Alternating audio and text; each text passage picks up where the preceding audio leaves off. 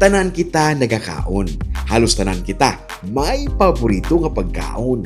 Kag wala sang malain sa pagkaon. Basta insakto lang kag maayo para sa lawas. Halin pa lang sa pagkabunag sa aton, importante na nga ang ginapasulod ta sa lawas ta nga pagkaon mano kun inimnon makahatag sang eksakto nga nutrisyon. Gani diri na nagasulod ang importansya sang breastfeeding. Miskin ano pang natabo, ang bata sang tao dapat halin sa tao man ang ginafeed niya. So damo na ang breast milk. Ang tanan nga pagkaon, ang tanan nga sustansya, vitamins and minerals nga ara sa gatas sang iloy, ginausar ginaya sang lawas sang bata. Ang ara sa ginatimpla, hindi ta sigurado kung ano kadamo sina ang ginausar sang lawas. Kaya miskin maghambal pa ta nga kumplito na siya. It does not necessarily mean nga ginausar na sa sang lawas because there is such a thing as bioavailability.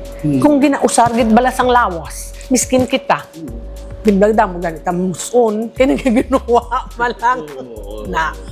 Ang breast milk niya, ginausar ginaya sang lawas, sang bata. Ang breast milk, abi, mayara sang antibodies nga makabulig sa bata para hindi mangin masakiton. Gina-recommend ni Doc na kung tani, makalabot 2 ka tuig ang pag-breastfeed sa bata kay dako man ang bulig sang gata sang iloy sa brain development. Kag diri man nagadevelop ang hugot nga bonding sa isa ka iloy sa iyang lapsa.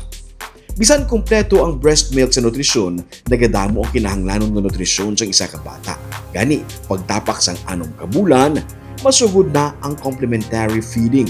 Ginasugura na ang paghatag ng solid food sa bata. So kilanglan, by 6 months old, start ka na complementary feeding. That is introduction of solid food. Obviously, hindi mo sa matagaan gulpe sang isda or sang manok. Imo nga i-introduce isa ka bag-o nga pagkaon kada 3, kada 5 ka adlaw para makita mo kung may reaksyon.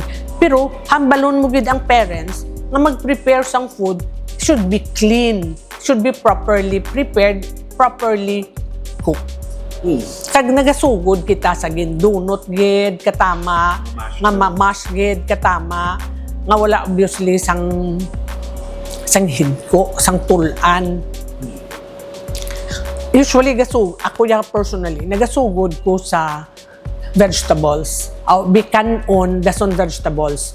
Kalabasa, patatas, petchay, or atay ka manok. Pero one new food, isa ka bag-o nga pagkaon kada 3-5 ka adlaw. Hindi pwede nga dululungan. Kaya base kung mag-react to sa isa, hindi ka kabalo kundiin. The same man nga, instruct mo gid permi nga, hindi nila pagkuhaon ng kalabasa sa laswa. Kay magluto kita ka laswa, may iban nga butang pasayan, may butang hipon, kung ano pa.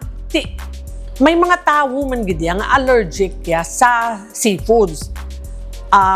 So kinanglan i-consider ta na. Kaluluoy man niya si kalabasa nga na-expose lang to sa salaswa, sa hipon, siyang pasibangdan. When in fact, wala sa sala. So dapat i-boil mo siya separately? Yes, ginaluto mo sa separately. Wala salt, wala sugar dapat ang pagkaon sa bata. Dapat hindi pagpaanaron samtang bata pa kay base ini na ang pangita-ngitaon niya.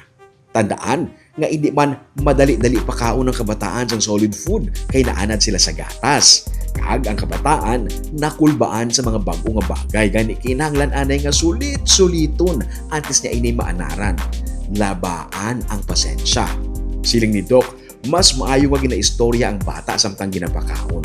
Tungod bata, normal lang nga may usik. Patapusa anay kaon ang testingloan kay basi matakan ang bata nga kada usik, ginapahiran mo siya. Halin sa lugaw, kag na mash nga pagkaon, amat-amaton lang kada semana buhin ang kadamuon sa tubig sa lugaw kag ang pagkapino sa pagkamash. inibilang pag-introduce na sa bata sang solid food para sa pag-abot sang napulo tubtub 12 ka bulan, makakaon na siya sang hindi basa nga pagkaon. Kay mag 1-year-old ng bata dapat kung ano ang ginakaon sang pamilya, amo man sina ang ginakaon ni baby. Mag 3 years old, dapat nagapamahaw, nagapanyaga, kag nagapanyapon ang bata. Diri na gina-introduce ni Doc ang ginatawag nga pinggang Pinoy. Ginapakita diri nga dapat sa kada meal, ang pinggan sang Pinoy dapat kumpleto. May carbohydrates, may protein, may fats, kag vitamins and minerals nga ginaupdan sang tubig ukon gatas. Ang pinggang Pinoy tells us na ang isa ka pinggan tungkon mo sa duha. Kay ang imo nga pinggang Pinoy, may ara siya go food, grow food, kag glow food.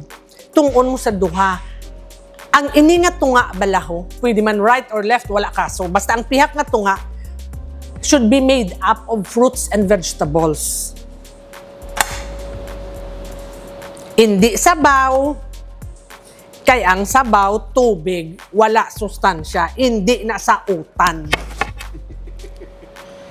Dugay ko na ginagustuhan man. I-emphasize na Doc nga sa sabaw nga may utan is not utan at all. Yes, ang utan ang galutaw. Kinanglan ang galutaw nga utan, amo ang kanon. Hindi ang sabaw. Oo, may fruits. Okay.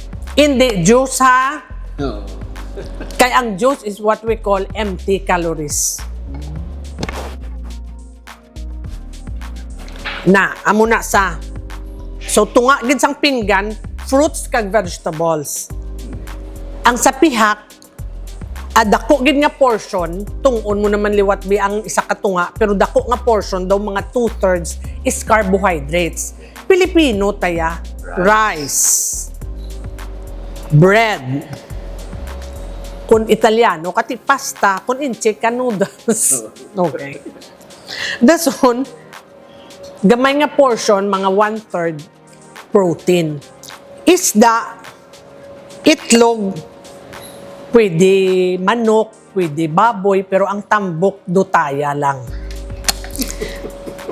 Kung familiar ka mo sa basic na food groups, major na food groups, wala di represented, hindi di represented ang fats or oil. Because gin-consider na nga pagluto mo sang isda, pagluto mo sini, may mantika. Kay gamay malang ang kinahanglan ta nga oil. Gamay. Amo na nga hambal ko, ang tambok do tayo. So kada adlaw, kada pamahaw, kada panyaga, kada panyapon, amo ni dapat ang itsura sang pinggan. Pinagi sini, mas mahapos intindihon kung ano ang nagakadapat nga ipreparar nga pagkaon sa kada meal. Ini gina-suggest nga dapat kuntani, unod sang pinggan sang bata sumugod 3 years old.